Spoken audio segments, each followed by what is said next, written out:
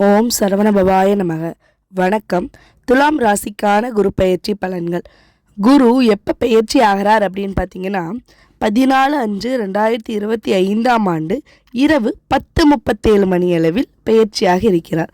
இதுவரையிலும் ரிஷபத்தில் இருந்து வந்த குரு பகவான் மிதுனத்திற்கு பெயர்ச்சியாக இருக்கிறார். குரு பெயர்ச்சி அப்படின்னாலே ஒரு வருட காலம் அப்படின்னு நம்ம எல்லாத்துக்கும் தெரியும். அதில் அதிசாரமாக ஒரு 49 நாட்கள், அதாவது அதிசாரம் அப்படின்னா முன்னோக்கி அப்படின்னு அர்த்தம். மிதுனத்திலிருந்து கடகத்தில் பார்த்திங்கன்னா ஒரு 49 நாட்கள் குரு வந்து சஞ்சாரம் செய்வார். அக்டோபர் 18 டிசம்பர் 5 வரைக்கும் கடகத்தில் குரு சஞ்சாரம் செய்வார்.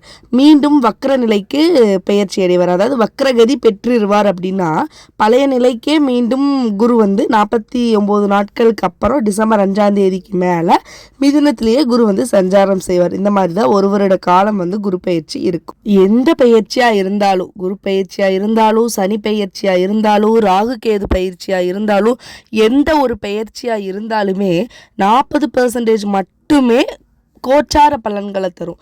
மீதி 60% பார்த்தீங்கன்னா அவங்க தனிப்பட்ட ஜாதகத்தோட கட்ட அமைப்பை பொறுத்தும் நடப்பு தசாபுத்தியை பொறுத்தும் பலன்கள் மாறுபடும். துலாம் ராசிக்கான குரு பயிற்சி பலன்கள் பற்றி பார்க்கலாம்.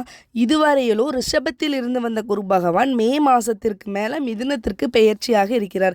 அதாவது துலா ராசிக்கு இதுவரையிலும் அஷ்டமஸ்தானத்தில் இருந்து வந்த குரு பகவான் இந்த 2025 மே மாதம் 14ஆம் தேதிக்கு மேலே பாக்கியஸ்தானத்திற்கு பெயர்ச்சியாக இருக்கிறார். அதாவது பாக்கியஸ்தானம் அப்படிங்கிறது ஒரு மிக மிக மிக ஒரு அற்புதமான ஒரு ஸ்தானத்தில் அந்த குரு இருக்கும்போது நல்ல ஒரு அருமையான பலன்கள்லாம் தரும். இப்போ துலாம் ராசிக்கு 9ஆம் இடத்துல குரு அப்படி இருந்தால் எப்படிப்பட்ட ஒரு பலன்களை தரும் அப்படின்னு பார்த்தீங்கன்னா, 9ஆம் இடம்னா பாக்கியஸ்தானம் அப்படின்னு நம்ம சொல்கிறோம். நம்ம நினைக்கிறது எல்லாமே நடக்கிறதுக்குண்டான ஒரு கால அமைப்பு அப்படின்னு நம்ம சொல்லலாம். இப்போ ஏதாவது ஒரு வீடு கட்டணும்னு நினைக்கிறீங்க, அது கண்டிப்பாக அமையும். ஒரு நல்ல ஒரு வேலைக்கு போகணும்னு நினைக்கிறீங்க, அதுவும் கண்டிப்பாக நடக்கும். திருமணம் ஆகாதவங்களுக்கு திருமணம் நடக்கும். குழந்தை இல்லாதவங்களுக்கு குழந்தை பேர் கிடைக்கும். அடுத்ததாக பார்த்தீங்கன்னா பூர்வீகத்தால் ஒரு நல்ல ஒரு அனுகூலங்கள் கிடைக்கும்.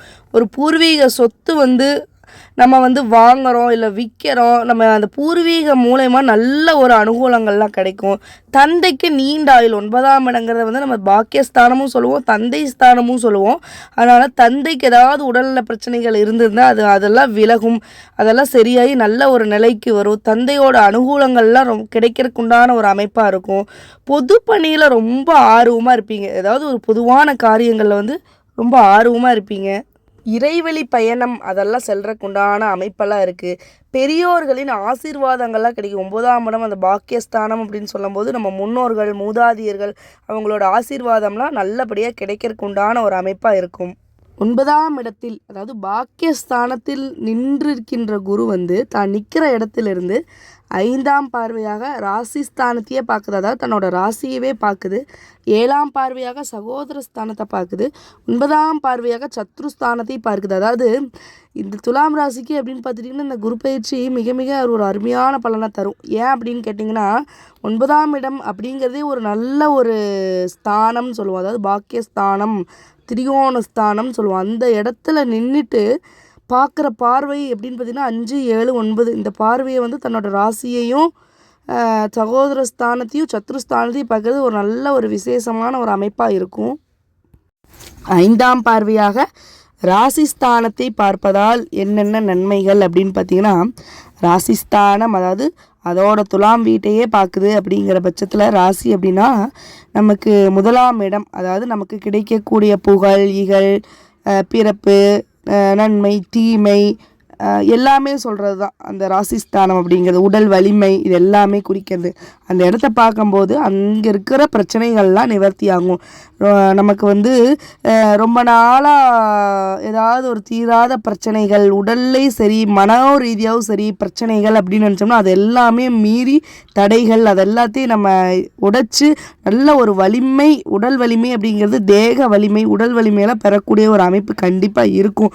இதுவரைக்கும் நம்ம எப்படி இருந்தோமோ, அதாவது இதுக்கு முன்னாடி குரு பயிற்சி பார்த்திங்கன்னா துலா ராசிக்கு கொஞ்சம் சுமாராக தான் இருந்திருக்கும். ஏன்னா அஷ்டமஸ்தானம், அஷ்டம குரு, 8ஆம் இடத்து குரு அப்படிங்கிறது அதாவது உடல் ரீதியாக கொஞ்சம் பிரச்சனைகள், கொஞ்சம் மனோ ரீதியாக பிரச்சனைகள்லாம் இருந்திருக்கும். ஆனால் இப்போ இந்த மே மாதத்தில் வர குரு பயிற்சி வந்து ரொம்ப நல்லாயிருக்கும். உடலாதிபதி ரொம்ப நல்ல ஒரு அமைப்பில் இருக்கும்.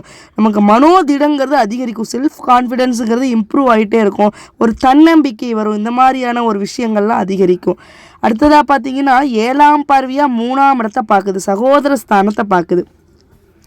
அதாவது சகோதர ஸ்தானம், உபஜயஸ்தானம், முயற்சி ஸ்தானம் அப்படி சொல்லலாம். அப்படி நம்ம சொல்லிகிட்டே போகலாம். அந்த ஸ்தானத்தை குரு பார்க்கறனால சகோதரர்களிடையே ஒரு ஒற்றுமை மேம்படும். சகோதரர்களுக்கு வந்து ஏதாவது ஒரு சுப நிகழ்ச்சிகள்லாம் நடக்கும்.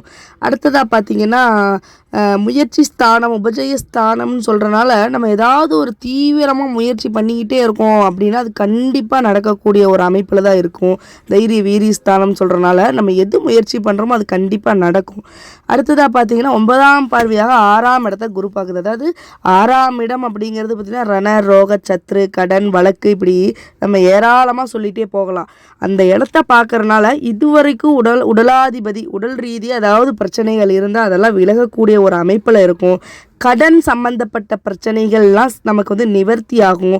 வழக்குகள், அதாவது சட்ட வழக்குகள் இருக்க பிரச்சனைகள்லாம் நமக்கு தீரும். இந்த மாதிரியான தகவலை நீங்கள் வந்து தெரிஞ்சுக்கிறதுக்கு நம்ம சேனலை வந்து இது வரைக்கும் சப்ஸ்கிரைப் பண்ணலைன்னா சப்ஸ்கிரைப் பண்ணிக்கோங்க. பக்கத்தில் இருக்க பெல் ஐக்கானை கிளிக் பண்ணிக்கோங்க. அப்போ தான் நம்ம அப்டேட் பண்ணுற வீடியோஸ் உங்கள் நோட்டிஃபிகேஷனில் வரும். தேங்க்யூ.